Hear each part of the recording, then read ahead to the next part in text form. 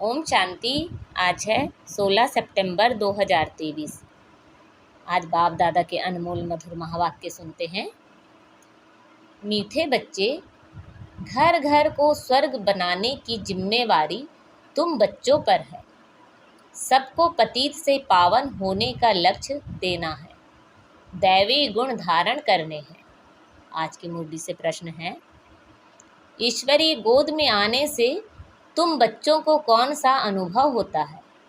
उत्तर है, मंगल मिलन मनाने का अनुभव ईश्वरीय गोद में आने वाले बच्चों को होता है। तुम जानते हो, संगम युग है, ईश्वर से मिलन मनाने का युग। तुम ईश्वर से मिलन मनाकर भारत को स्वर्ग बना देते हो। इस समय तुम बच्चे सम्मुख मिलते हो। सारा कल्प कोई भी सम्मुख मिलन मना नहीं सकते। तुम्हारा यह बहुत छोटा सा ईश्वरीय कुल है। शिव बाबा है दादा, ब्रह्मा है बाबा, और तुम बच्चे हो भाई बहन। दूसरा कोई संबंध नहीं। आज की मुरली में गीत बजा है, नई उम्र की कलियां। ओम शांति। बाबा जब आते हैं तो पहले कुछ समय साइलेंस में बैठना चाहिए, क्योंकि पहले पहले दान दिया जाता है याद का। याद से ही पतितों को पावन बनाना है। तुम बच्चे दान दे रहे हो और ले रहे हो। बाप आकर कांटों से कलियां बनाते हैं, फिर कलियों से फूल बनते हो। तुम जानते हो, हमारी सर्विस ही है हर एक को स्वर्ग के लायक बनाना, जैसे तुम बन रहे हो। बाबा आकर पहले हेल्थ पीछे वेल्थ देते हैं। पहले शांति फिर सुख। वास्तव में सुख दोनों में है। तुम बच्चों को सुख और शांति दोनों चाहिए, और जो सन्यासी आदि हैं वह सिर्फ शांति चाहते हैं। सन्यासी सुख नहीं चाहते हैं। सुख तो वह दे ना सके। अगर शांति देवे तो भी अल्पकाल क्षण भंगुर सुख के लिए। कहते हैं कि सुख तो काग विष्टा समान है। सन्यासी बहुत करके शांति चाहते हैं, मुक्ति के लिए। मुक्ति दूसरा कोई तो दे नहीं सकता। इसको बेहद की मुक्ति, बेहद की जीवन मुक्ति कहा जाता है। सो बेहद का बाप ही दे सकते हैं। तुम जानते हो, इस समय सब कांटे हैं, कांटे चुभते हैं। बाप कहते हैं, सब एक दो को काम कटारी से मारते हैं। उनको पता नहीं है कि काम कटारी को हिंसा कहा जाता है। तुम विकार में जाते हो तो आदि मध्य अंत एक दो को दुख देते हो। यह है दुख की दुनिया। सुख की दुनिया स्वर्ग को कहा जाता है। जबकि नई सृष्टि, नया भारत है। भारतवासी जो देवी देवताओं के पुजारी हैं, जानते हैं कि इन देवताओं का राज्य था जिसको स्वर्ग कहा जाता है। यह भी महसूसता आती है। लक्ष्मी नारायण के मंदिर में जाकर उनकी महिमा गाते हैं। समझते हैं भारत के यह मालिक थे। भारत स्वर्ग था, यह भी महसूसता आती है, परंतु हवा के माफिक।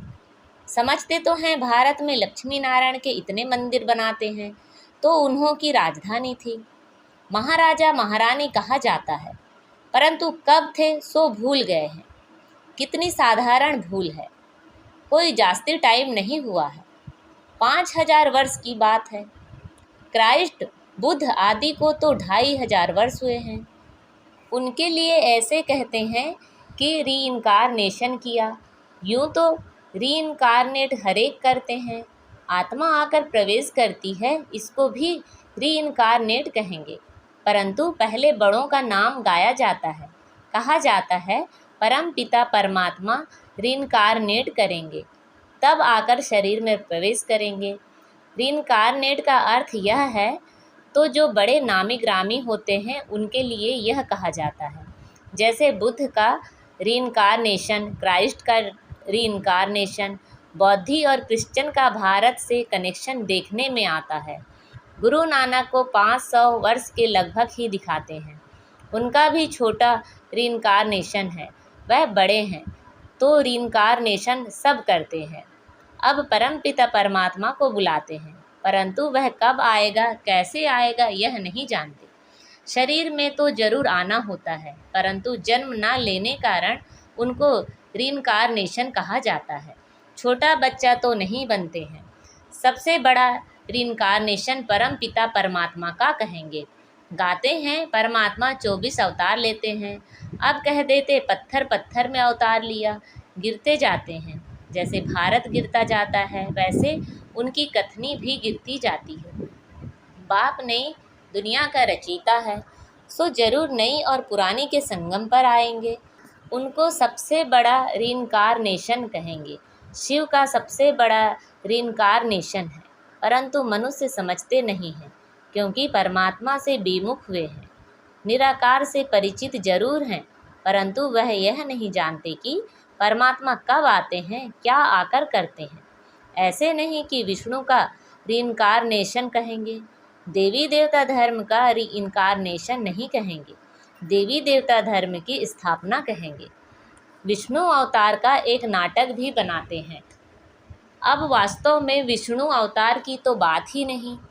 तुम अब विष्णु के कुल के बन रहे हो। ईश्वर का कुल है ना, यह शिव का बच्चा ब्रह्मा, ब्रह्मा के बच्चे तुम, इसको ईश्वरी कुल कहा जाता है। परम पिता परमात्मा कहते हैं, मैं आकर तुमको अपना बनाता हूँ, मैं आकर तुम बच्चों का बाप बनता हूँ तो सबका बाप, परंतु अभी तुम ब्रह्मा द्वारा मेरे बने हो, इसलिए तुम मुझे दादा कहते हो। आत्माओं का बाप तो है ही, सब जानते हैं इस समय मैं आया हूँ, तुम ही अभी मिलते हो।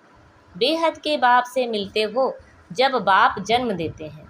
अभी तुमको धर्म का बच्चा बनाया है ब्रह्मा द्वारा। विकार के तो बच्चे हो ना सके, इतनी प्रजा है, बहन भाई कितने हैं, तो सब मुख वंशावली ठहरे ना। सन्यासियों की वंशावली नहीं होती है, क्योंकि उनमें दादा बाबा का कोई कनेक्शन नहीं है। यहाँ बाप भी है, दादा भी है।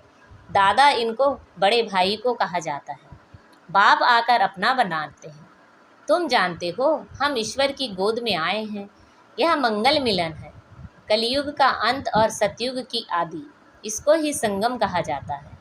संगम में मिलन होता है, जैसे 3 नदियों का संगम है, उसमें क्या होता है, गुरु लोग और जिज्ञासु का मंगल मिलन होता है। वह तो हो गया जिस्मानी, गाया भी हुआ है आत्मा और परमात्मा का मंगल मिलन। यह सबसे अच्छा है, आत्माएं मिलती हैं परमात्मा परमपिता परमात्मा से। इसमें पानी की नदी की बात नहीं है। यहाँ तुम बैठे हो, यह तुम्हारा बहुत भारी मंगल मिलन है। आत्माएं भी चैतन्य हैं, परमपिता परमात्मा का यह लोन लिया हुआ शरीर है, इनको मंगल मिलन कहा जाता है। कुंभ का मेला कहा जाता है ना, कुंभ को भी संगम कहेंगे। 3 नदियों के संगम का नाम कुंभ रख दिया है। सबसे बड़ा संगम कौन सा है? सागर और नदियों का।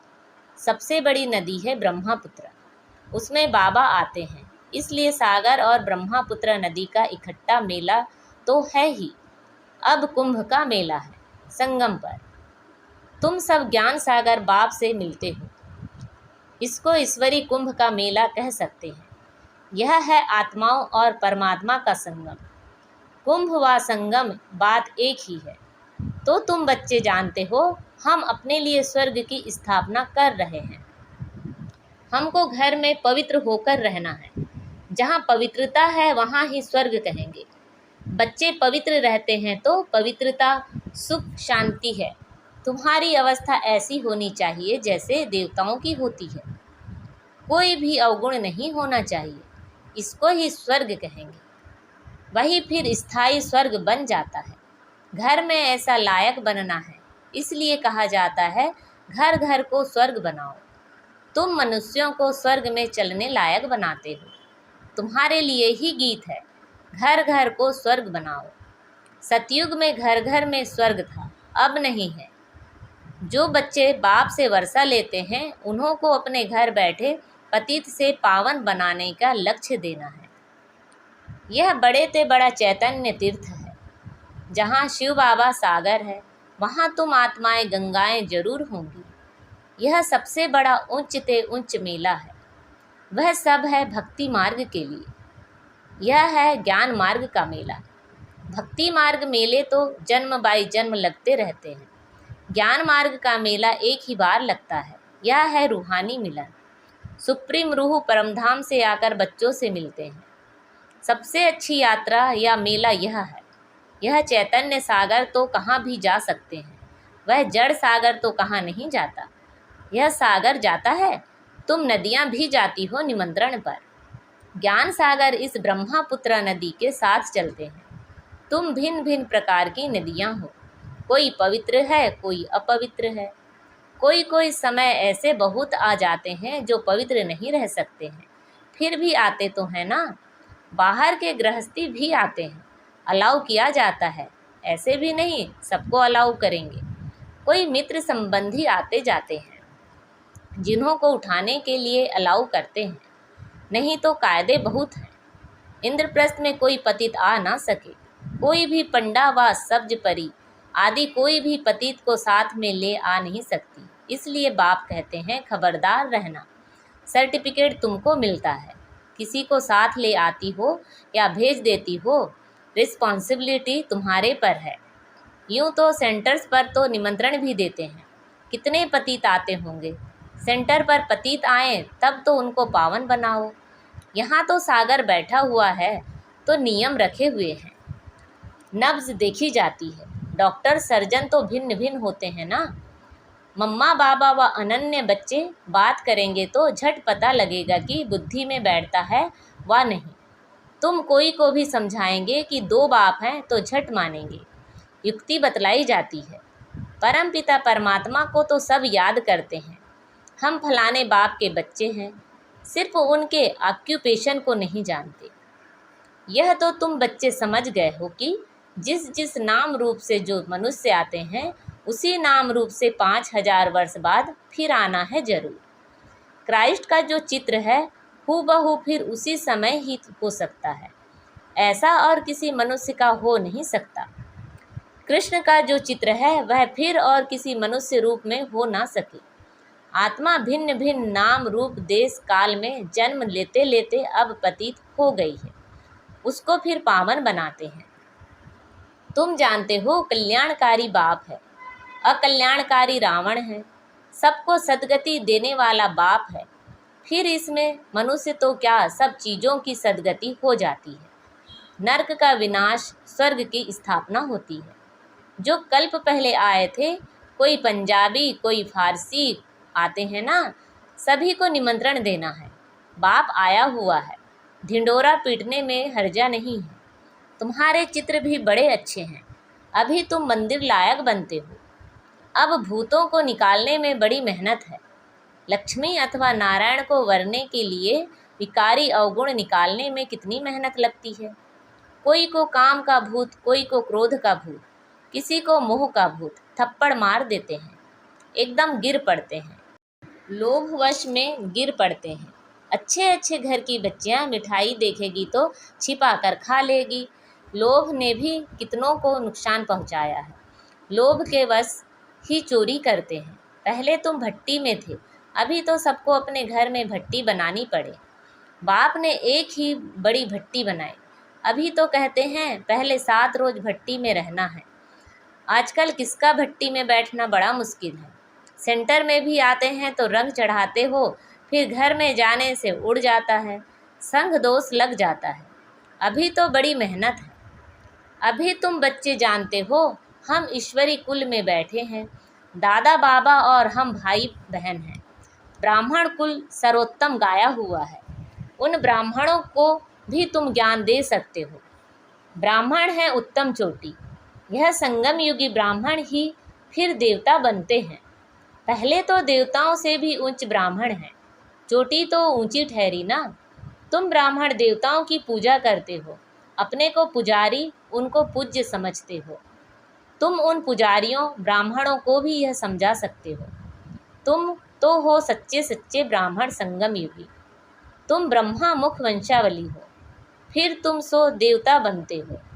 स्वर्ग का देवता जरूर परम पिता परमात्मा ही बनाएंगे। अच्छा, मीठे मीठे शिखिलदे बच्चों प्रति मात पिता बाप दादा का याद प्यार, गुड मॉर्निंग और नमस्ते। रूहानी बाप की रूहानी बच्चों को नमस्ते। हम सब रूहानी बच्चों की रूहानी मात पिता बाप दादा को याद प्यार, गुड मॉर्निंग और नमस्ते। आज की मुरली से धारणा के लिए मुख्य सार हैं।